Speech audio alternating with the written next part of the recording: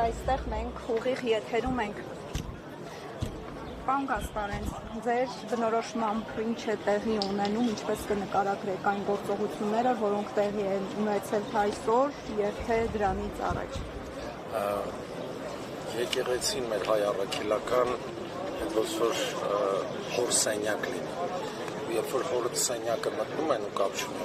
որոնց դա սիրտը ցավում։ Չի կարող, այս ամեն ինչը մի քիչ վատ թատրոնի է նմանից, ես թատրոնը ճանաչում եմ։ Ում կողմից դեմադրված, ով է ռեժիսորը։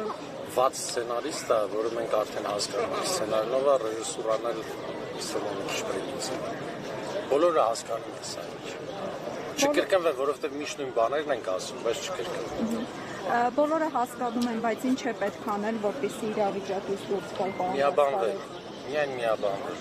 Այս տղեկն էլ միաբանվել են։ Բոլորը հայ են, բոլորը քրիստոնյա են։ Իրանց կնքել են, ամուսնացրել են, իրանց երեխեքին են կնքել։ Մենք բոլորս հայ ենք։ Ու միցում են պաշտպանում, այլ դա ես չեմ հասկանում։ Հենց հասկանամ կասեմ։ Պարոն Գասպարյան, այդ միաբանվելը, համախմբումը դուք ինչպես եք պատկերացնում։ Դե արդեն սուրբ տեղ ենք կպել եկեղեցի։ Եթե Արցախից հետո մենք ոտքի չկանգնանք, կանգնեցինք, քիչ ցավալի է շատ, բայց դե հիմա էլ Հույս ունեք, որ հիմա Իհարկե, հայ արյունը ցավում է, պետք է բուժվի։ Անպայման չեն կարող մենք չարնալ։ Շնորհակալ եմ։ Շնորհակալություն։